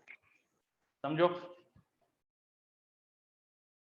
के रो नॉट पाई बी की पावर 4। चलो वेरी गुड, बहुत बढ़िया, है ना। समझो अच्छे से। कुछ के मुझे आंसर गलत दिख रहा है, कुछ बच्चों के नीचे यहाँ कैपिटल आर स्क्वायर दिख रहा था तो वो गलत है। समझ लो अच्छे से क्या करा है मैंने। इनसाइड वाला फिर से बता देता हूँ, यस इनसाइड वाला फिर से बता देता हूँ। इनसाइड वाले से पहले आउटसाइड वाला आया क्या, किसी को आउटसाइड में कोई भी डाउट? आउटसाइड मैंने कैसे करा एक बार फिर से सुन लो सब, है ना। इस पूरे स्फीयर का चार्ज निकाला मैंने, पूरे स्फीयर का चार्ज अपॉन ये डिस्टेंस ओ से ए की स्मॉल ए थी, तो के क्यू बाय ए स्क्वायर, ये होगी बाहर इलेक्ट्रिक फील्ड। बाहर की इलेक्ट्रिक फील्ड के लिए पूरे स्फीयर का चार्ज चाहिए, पूरे स्फीयर के चार्ज को कैसे निकालूंगा मैंने अंदर एक स्फेरिकल शेल बनाई, स्फेरिकल शेल का वॉल्यूम होगा 4 pi R square D R, volume into volume charge density, ये छोटा सा चार्ज आएगा स्फेरिकल शेल पे, छोटे से चार्ज का इंटीग्रेशन पूरे स्फीयर के लिए कर दिया तो टोटल चार्ज आ गया। तो total charge 0 to R integrate करके आ गया, स्मॉल आर की पावर 3 था, इंटीग्रेशन स्मॉल आर की पावर 4 बाय 4 से ये 4 कैंसिल और लिमिट लगा दे तो ये आ गया। ये क्लियर, ये अच्छे से क्लियर हो रहा है यार, बच्चे बोल रहे हैं यस। तो बस ये चार्ज को उठा के यहाँ लिख दिया तो ये बाहर की इलेक्ट्रिक फील्ड आ गई। अब रही बात अंदर की, तो अंदर के किसी पॉइंट पे जब इलेक्ट्रिक फील्ड लिखना चाहूंगा तो मैं अंदर अंदर गॉसियन स्फीयर बनाऊंगा, ये गॉसियन स्फीयर होगा, तो इसके अंदर जो चार्ज है वो चार्ज क्यू इनसाइड होगा, तो इलेक्ट्रिक फील्ड होना चाहिए K Q inside by B square, है ना। गॉसियन स्फीयर अंदर अंदर है तो उसमें आप गॉस लॉ से क्या लिखते हैं, इस पे आप लिखते हैं कि चार्ज जो भी इनसाइड है divide by epsilon not equal to लिखते हैं p into 4 pi B square, तो 4 पाई बी स्क्वायर नीचे लाओ यहाँ पे, एप्सिलॉन नॉट पहले से था, ये इलेक्ट्रिक फील्ड आ जाती, तो ये देखो क्या लिखा हुआ है 4 pi B square, this is K, तो K Q inside by B square, है ना। अब इसमें रही बात केवल चार्ज अंदर कितना है वो लिखने की, तो मेरे गॉसियन स्फीयर की रेडियस कितनी थी, स्मॉल बी थी, इसकी रेडियस मैंने बताया था ना बी, कैपिटल बी पॉइंट जो था स्मॉल बी डिस्टेंस पे था। तो मैं अब अंदर अंदर का चार्ज लिखना चाहता हूँ तो यहाँ 0 टू बी इंटीग्रेशन कर देता, 0 से बी इंटीग्रेशन करता तो यहाँ बी की पावर 4 आती बस। तो ये एक्सप्रेशन उठा के डाल दिया मैंने, बस उसमें बी की पावर 4 डाल दी, तो ये आ गया आंसर। Is it clear?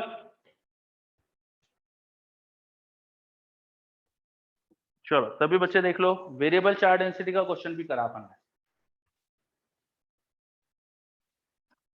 बहुत बढ़िया। चलो सबको अगर ये क्लियर है, अगर सबको क्लियर है तो जल्दी से बताओ मुझे इस स्फीयर के सेंटर पे पोटेंशियल कितना है, potential at the centre of this sphere. अगला पार्ट इस क्वेश्चन का, potential at centre of this sphere. करो, इस स्फीयर के सेंटर का पोटेंशियल बताओ।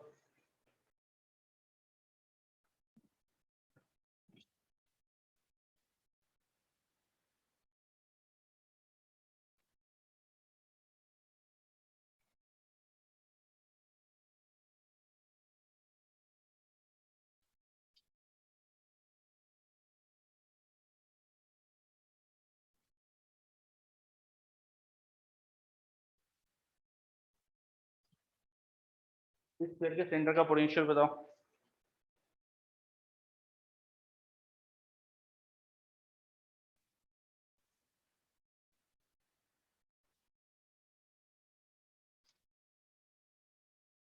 इलेक्ट्रिक फील्ड पता है तुमको, पोटेंशियल बता सकते हो।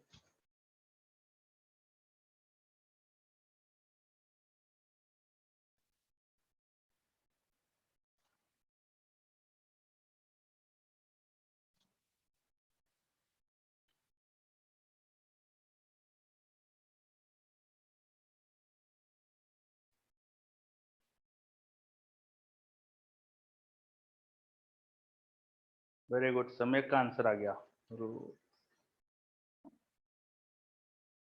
ठीक है, चेक करते।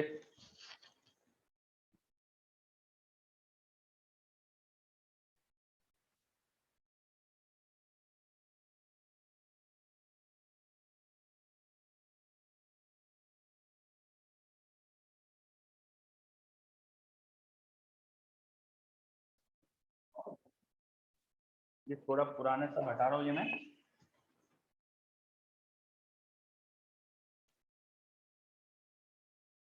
पाई के रो नॉट बी स्क्वायर। चलो बाहर अंदर की इलेक्ट्रिक फील्ड पता है। पोटेंशियल निकालते कैसे, हिंट दे देता हूँ। पोटेंशियल कैसे निकालते हैं अपन, हम निकालते हैं minus integration E vector dot displacement vector. अब कहाँ से कहाँ करना है तुम्हें, इंटीग्रेशन इन्फिनिटी से लेके सेंटर पे आना है तो सेंटर तक इंटीग्रेशन कर देंगे। ये मैंने आपको हिंट दे दी, ठीक है। और एक और हिंट दे देता हूँ चलो, कि पोटेंशियल निकालने के लिए जो इलेक्ट्रिक फील्ड है ना, दो पार्ट में लेना पड़ेगी। आउटसाइड इलेक्ट्रिक फील्ड अलग थी, जब तक इन्फिनिटी से सरफेस तक आओगे तब तक इलेक्ट्रिक फील्ड अलग दिखेगी, उसका सरफेस से जब अंदर जाओगे ना तो इलेक्ट्रिक फील्ड अलग दिख जाएगी। चलो इतनी ही सारी हिंट दे दी मैंने, अब करो।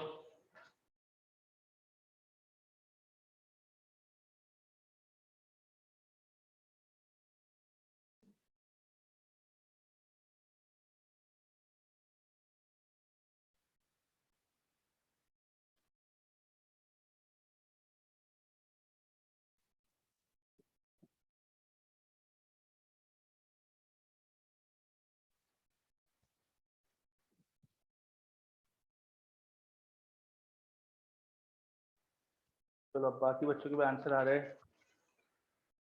थोड़ा थोड़ा सा आंसर्स में यार मतलब वेरिएशन है।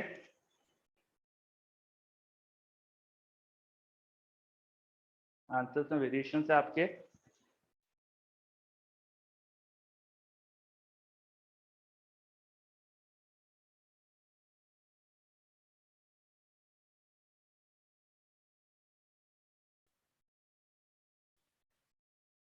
चलो मैं भी कर देता हूँ आगे। तो पोटेंशियल एट सेंटर निकालने के लिए माइनस इन्फिनिटी से आर तक ये इंटीग्रेशन। अच्छा बाहर की इलेक्ट्रिक फील्ड तो पॉइंट चार्ज की थी, तो पॉइंट चार्ज वाला इंटीग्रेशन आना चाहिए, ये आना चाहिए सॉल्व करके के क्यू अपॉन सरफेस का पोटेंशियल, के Q upon radius of surface है ना, क्योंकि बाहर तो इलेक्ट्रिक फील्ड पॉइंट चार्ज की, तो इंटीग्रेशन भी पॉइंट चार्ज का आएगा, तो के क्यू बाहर आ जाएगा। क्यू कितना था वो डाल देता हूँ ना मैं, क्यू की वैल्यू क्या थी, पाई रो नॉट आर की पावर 4, ये आ गया सरफेस का पोटेंशियल। अब ये अंदर वाला टर्म बचा, अंदर इलेक्ट्रिक फील्ड देखो बी रेडियस पे जाके बी स्क्वायर के प्रोपोर्शनल है, तो सेंटर से स्मॉलर डिस्टेंस पे है, स्मॉलर का स्क्वायर आ जाएगा। ये एक्सप्रेशन होना चाहिए इनसाइड वाला पाई के rho naught smaller square, displacement will be D R from capital R to 0। ये इंटीग्रेशन सही से कर दो आप, यहाँ पे एक आर से आर गया तो पाई रो नॉट के आर क्यूब माइनस आर की पावर 2 का इंटीग्रेशन आर की पावर 3/3, तो पाई के रो नॉट बाय 3, लिमिट लगाना 0 माइनस आर क्यूब, कैसे लिख दो, तो पाई रो नॉट के आर क्यूब माइनस पाई के रो नॉट बाय 3, ये माइनस और एक माइनस अंदर प्लस हो गया, यहाँ आ गया आर क्यूब। देखो सेम चीज का 1/3 लिखा है, तो 2/3 1 + 1/3 4/3, तो 4 पाई के rho not R cube by 3, के की वैल्यू डाल दो 1/4 पाई एप्सिलॉन नॉट होती है, तो थोड़ा आसान दिखेगा answer, it should be rho not R cube upon 3 epsilon not. ठीक है, के होता है 1/4 पाई एप्सिलॉन और 4 पाई कैंसिल, एप्सिलॉन नॉट बचा, नीचे आंसर आ गया, थोड़ा छोटा दिख रहा है आंसर। ठीक, कुछ बच्चों की मिस्टेक दिख रही है मुझे, इसका आंसर में 2 पाई आ रहा था, तो जिनका आंसर 2 पाई आ रहा है वो समझ गए कि क्या गलती करी है, Gagandeep, Gopal, okay very good, okay Gopal. चलो तो देखो अपन ने कैसे करा है, सेंटर में पोटेंशियल निकाला है। अब ये पोटेंशियल निकालने का क्वेश्चन अगर देता तो ये तो पूरा मिक्स हो जाता, देखो इसमें इलेक्ट्रिक फील्ड पहले निकालना पड़ती, फिर पोटेंशियल निकालना, इलेक्ट्रिक फील्ड निकालने के लिए गॉस लॉ लगाना, है ना, तो ये मतलब एक क्वेश्चन में कई सारे कॉन्सेप्ट इन्वॉल्व हो रहे हैं यहाँ पे, गॉस लॉ से इलेक्ट्रिक फील्ड निकालना भी इन्वॉल्व हो गया, फिर पोटेंशियल की बेसिक डेफिनेशन भी इन्वॉल्व हो गई। ठीक है, तो एक अच्छा क्वेश्चन जो होगा इलेक्ट्रोस्टैटिक का, वो सारे इलेक्ट्रोस्टैटिक कॉन्सेप्ट इन्वॉल्व करा सकता है। अब मेरे पास एक डाउट आ रहा है, इतने लंबे आते हैं क्या, ये लंबा क्वेश्चन नहीं था यार, ये आसान लगना चाहिए हमको, this is very easy question, ये लंबा क्वेश्चन नहीं है। ठीक है, अगर इसको लंबा मानोगे तो फिर तो जेईई एडवांस को क्या करोगे, ये लंबा नहीं है, दिस इज नॉर्मल क्वेश्चन, ये नॉर्मल क्वेश्चन है, जेई के लिए ये नॉर्मल लगना चाहिए आपको, है ना, हम जेई की तैयारी कर रहे, कोई गली के एग्जाम थोड़ी, कोई इतना तो नॉर्मल है बेटा। ठीक, हाँ लेवल बढ़ाना पड़ेगा, यस इजी बट थोड़ा लेंदी, यस। ठीक है, अब मेरे पास एक डाउट और किसी का लिखा है,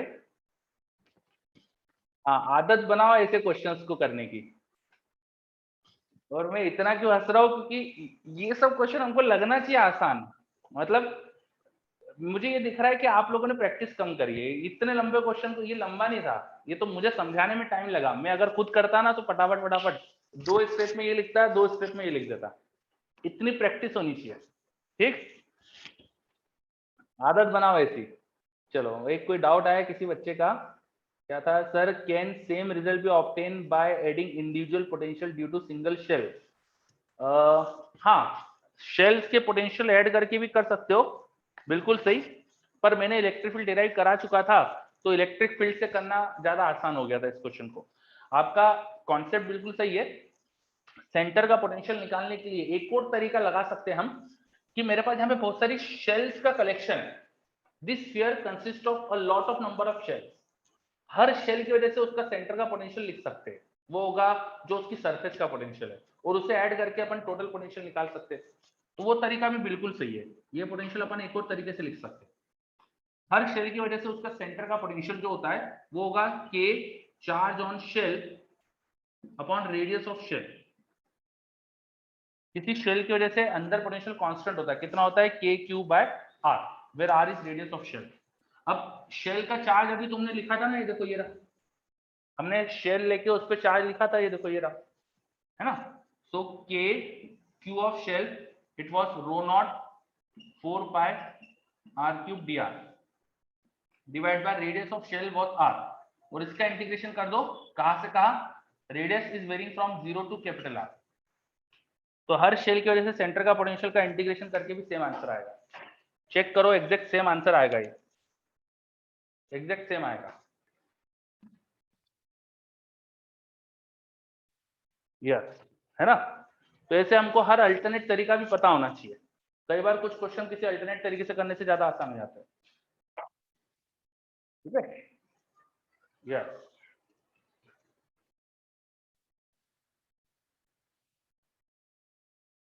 ये क्वेश्चन 2 मिनट 3 मिनट 4 मिनट के अंदर अंदर होने वाला है। जैसे ये वाला तरीके से पोटेंशियल तो बहुत ही जल्दी हो रहा है। तो एक स्टेप में पोटेंशियल का एक्सप्रेशन लिखना और अगले स्टेप में आंसर। इंटीग्रेशन वगैरह की इतनी प्रैक्टिस होना चाहिए कि ये सब देखते थे फटाफट आंसर। ठीक है, तो प्रैक्टिस करना है बस आपको। चलो, तो ये काफी देर इस पे अपन ने बात कर ली, अब इसको हटाते हैं अपन। Is this clear? पूरा क्वेश्चन हटा रहा हूं मैं।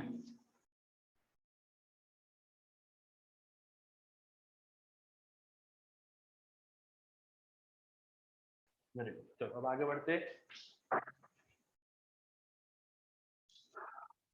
अगला question, I have a spherical shell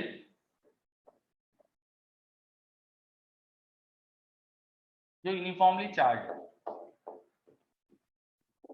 मेरे पास एक स्फेरिकल शेल है जो यूनिफॉर्मली चार्ज है। ठीक है, this is a non conducting uniformly charge shell. इस पे चार्ज क्यू है। फ्रॉम द सेंटर, इसकी रेडियस थी r, और सेंटर से 2r की डिस्टेंस पे मैंने एक और चार्ज रख दिया है यहाँ पर। सेंटर से 2r की डिस्टेंस पे यहाँ पे एक और चार्ज रख दिया है q। सेंटर से 2r की डिस्टेंस पे मैंने एक और चार्ज रख दिया है q। ठीक है, चलो। What is the force of interaction, what is the force of interaction between spherical shell and the charge. Question ये है कि what is the force of interaction between spherical shell and the charge. Charge को मैं दूसरा Q2 भी small q लिख लो, अलग अलग चार्ज कर देते। What is the force of interaction,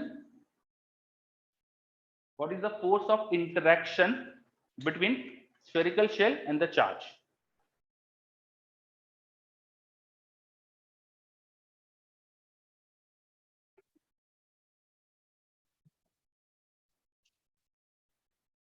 इन दोनों के बीच में फोर्स ऑफ इंटरेक्शन क्या होगा।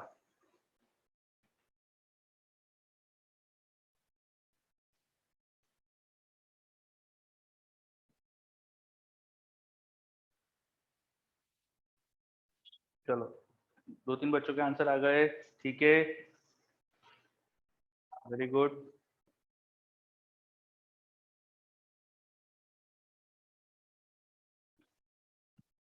चलो, सभी बच्चे अधिकतर सही आंसर दे रहे हैं। गोपाल वापस चेक करो, बुराउद्दीन वापस चेक करो। देखो, हम जानते हैं यूनिफॉर्मली चार्ज स्फेरिकल शेल जो नॉन कंडक्टिंग है, तो इस पे इस चार्ज के रखने से कोई इंडक्शन वगैरह नहीं होगा। नॉन कंडक्टिंग इसलिए दिया मैंने क्योंकि ये चार्ज रखने से अब इसका चार्ज डेंसिटी बदलेगी नहीं। The charge distribution will not change because it is non conducting.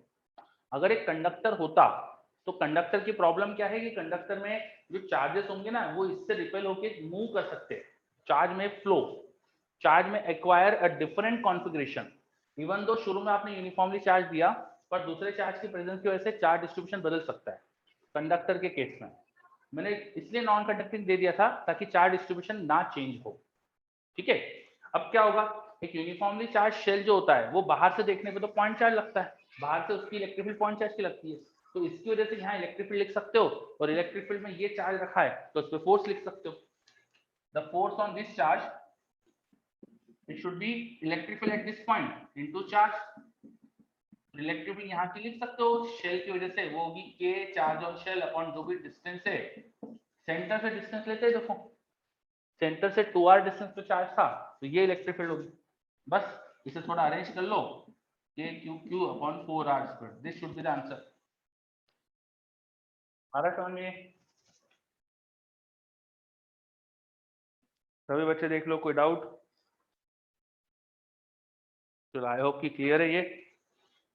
अगर ये क्लियर है तो नेक्स्ट पॉइंट, ये जो सेंटर था ना शेल का, इस पे पोटेंशियल क्या है?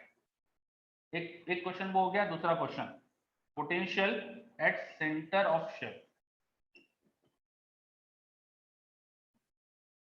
Potential at centre of shell, दूसरा question, potential at centre of shell. करिए नीचे, potential at centre of shell. पीछे से थोड़ी नॉइज सही होगी, अवॉइड करना please.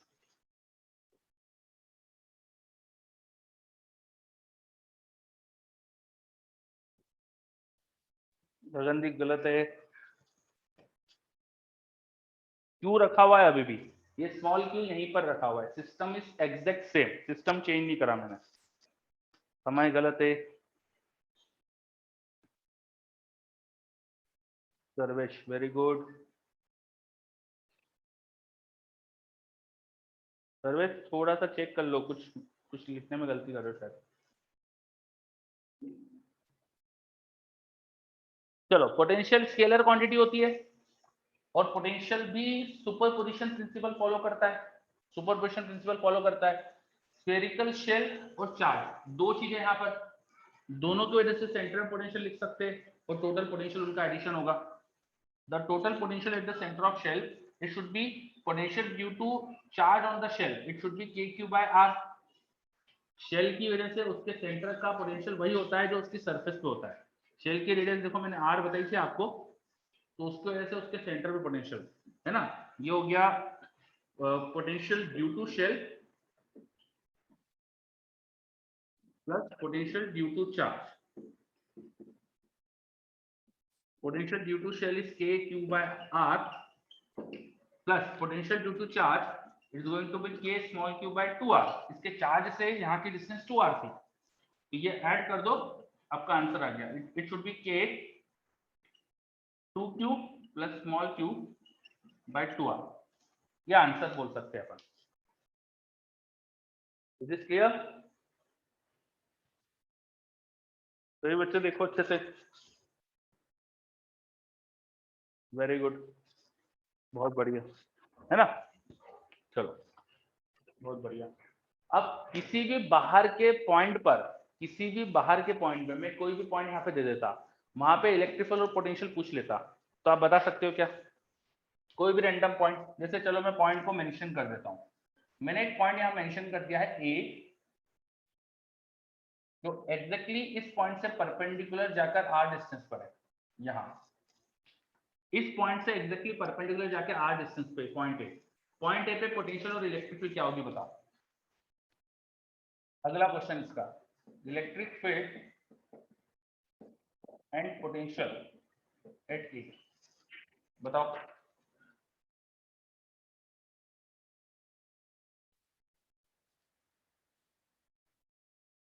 Electric field and potential at the point ए।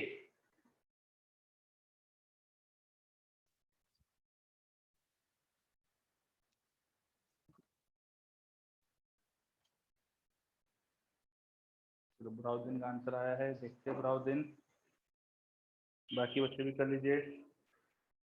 और इलेक्ट्रिक फील्ड और पोटेंशियल दो चीज पूछी है, तो अच्छे से स्पेसिफाई करना कि कौन सी चीज क्या बता रहे हो।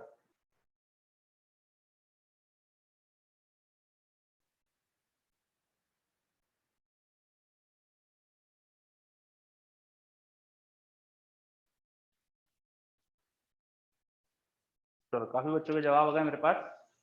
ओके, तो ए पॉइंट पे जब इलेक्ट्रिक फील्ड लिखेंगे ना, तो इलेक्ट्रिक फील्ड वेक्टर होती है, इस चीज का ध्यान रखना पड़ेगा अपन को। शेल की वजह से, शेल के बाहर पॉइंट है ये, शेल के बाहर पॉइंट है ये, शेल की वजह से यहाँ इलेक्ट्रिक फील्ड होगी इस डायरेक्शन में,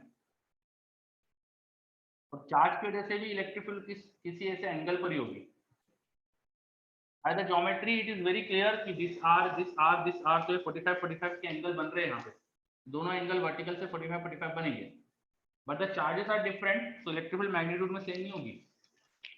the distance is going to be R and R, तो ये R√2 हो जाएगा, तो इस चार्ज, दोनों चार्ज की इलेक्ट्रिक फील्ड, इस चार्ज की आएगी KQ by √2R का square, that is 2R square, और इस चार्ज की होगी K small q by 2R square. Now इनका vector addition will give you the net result, दोनों में 45 का एंगल है यहाँ पर, एग्जैक्टली दोनों 90 डिग्री पे। अगर मैग्नीट्यूड बताना होता रिजल्टेंट का, मैग्नीट्यूड बताना होता तो k बाय 2r² कॉमन लेके अंदर आ जाता √/q² प्लस स्मॉल q²। ये आता नेट इलेक्ट्रिक फील्ड का मैग्नीट्यूड। ठीक है, इन दोनों का वेक्टर एडिशन कर दिया मैंने, ये होता है इलेक्ट्रिक फील्ड का मैग्नीट्यूड। ठीक है, एंड पोटेंशियल बताना होता, डायरेक्शन अब तुम निकाल लेना, वो मैं नहीं बता रहा, आपको आता है वेक्टर एडिशन करते हैं। पोटेंशियल दोनों चार्ज की वजह से पोटेंशियल का एडिशन कर देते हैं। तो कैपिटल Q की वजह से पोटेंशियल होता है कैपिटल Q की वजह से √2r डिस्टेंस, स्मॉल q की वजह से भी √2r डिस्टेंस, तो ये होता है K capital Q plus small q upon √2r, this is the potential. भाई पॉइंट चार्ज की डिस्टेंस यहाँ से √2r, ये डिस्टेंस √2r, ये पोटेंशियल होना चाहिए, समझो आ रहा है समझ में? बच्चों ने शायद ये गलती, ये डिस्टेंस 2r दी थी मैंने टोटल, ये ध्यान है ना तुम्हें?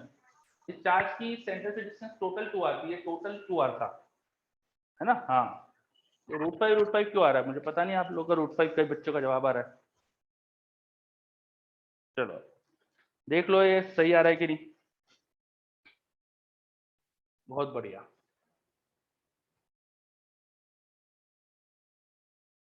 चलो अगला क्वेश्चन, अगला क्वेश्चन। अब नेक्स्ट क्वेश्चन में क्या कर रहा हूं मैं, एक नया चार्ज लाके सेंटर से r/2 डिस्टेंस पे यहां रख दे रहा हूं, ये परपेंडिकुलर है और ये Q1 चार्ज है। एक नया चार्ज मैंने यहां प्लेस कर दिया, ठीक है, प्लेस कहाँ कर रहा है देख लो अच्छे से, एक नया चार्ज यहाँ प्लेस कर दिया मैंने, all the other charges are exactly same, उनको किसी को डिस्टर्ब नहीं करा। ठीक है, तो क्वेश्चन का fourth part, force on charge Q1 charge पे फोर्स कितना लगेगा। एक Q1 चार्ज को उठा के सेंटर से r/2 डिस्टेंस पे यहाँ प्लेस करा है, एग्जैक्टली ये परपेंडिकुलर है, बताओ इस पे फोर्स कितना लगेगा, इस लोकेशन पे इससे फोर्स क्या लग रहा होगा।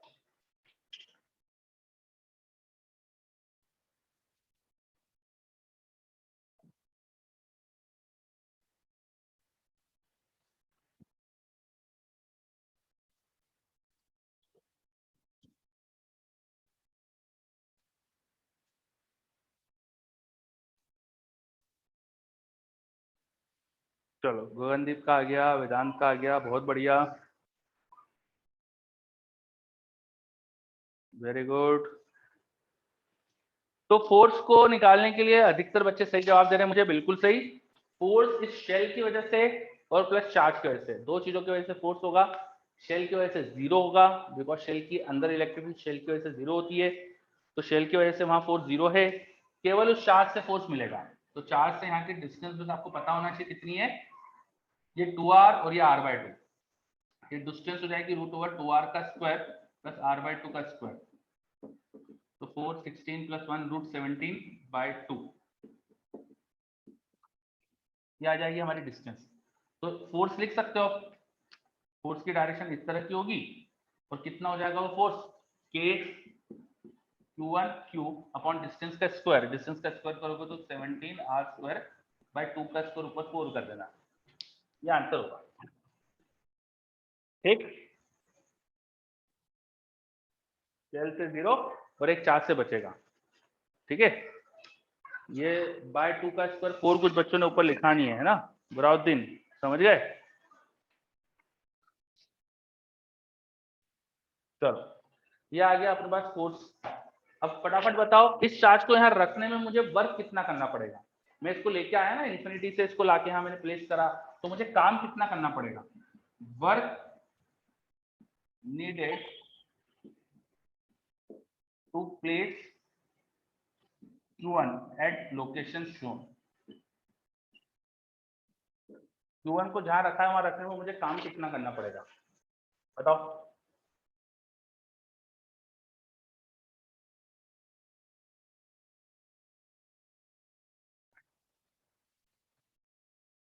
चलो अपना टाइम हो रहा है पूरा, इसलिए फटाफट करते हैं इसको।